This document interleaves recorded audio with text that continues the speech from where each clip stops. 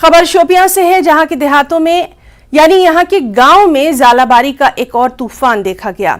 शोपियां के हिरपुरा, ज्वारा और उससे मुल्हका इलाकों में बागबानी का शोबा बुरी तरह से मुतासिर हुआ है। महकमा बागबानी और ज़राअत की टीमें मौके पर पहुंची। उन्होंने काश्तकारों को मशवरा दिया कि वो इस ज़ालाबारी से अपनी फसलों को होने वाले नुकसान का इजाला करें और अपने आला हुकाम को भी ज़ालाबारी से होने वाले नुकसानात से आगाह करें।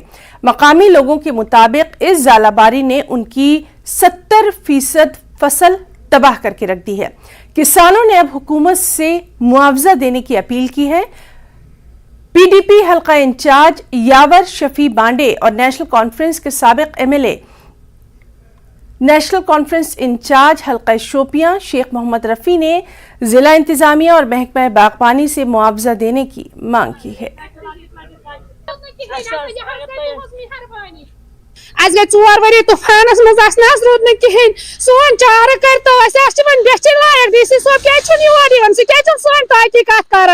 आज गई 4 वरी मजाक कर गवर्नमेंटस कहन फायदा कहन रिलीफ कहन मदद अल्लाह ताला सुन तम त मशरा तम तुल तूफान तम तन बहरान लिहाजा कर गुजारिश कर डी सी। खुदा का कहर हम पे ज्यादा हो रहा है, समझ में नहीं आ रहा कि हमने क्या गुनाह बहुत सारे किए हैं।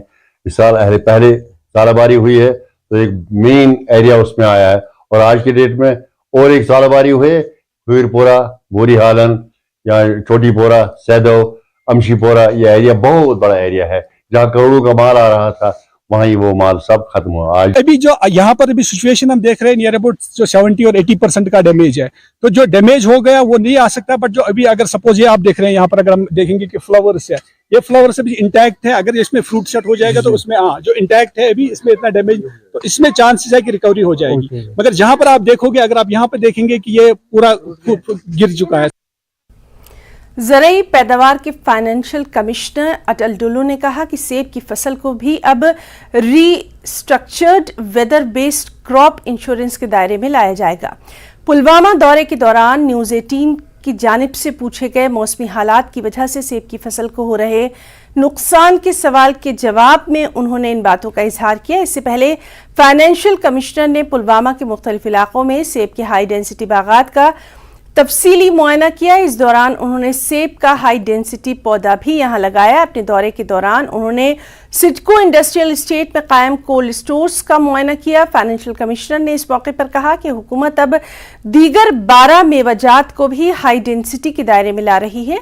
उनके हमरा डायरेक्टर हार्टिकल्चर कश्मीर गुलाम रसूल मीर और chief horticulture officer Pulwama Javed Ahmad के अलावा दीगर अफसरान भी मौजूद रहे।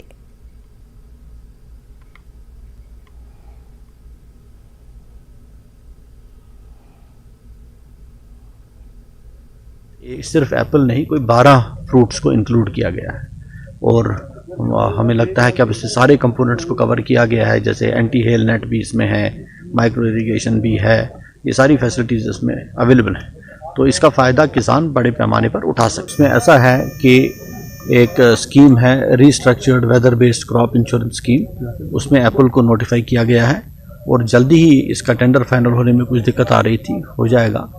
तो उसके बाद सेब को भी हम इंश्योरेंस पे कवर करते हैं।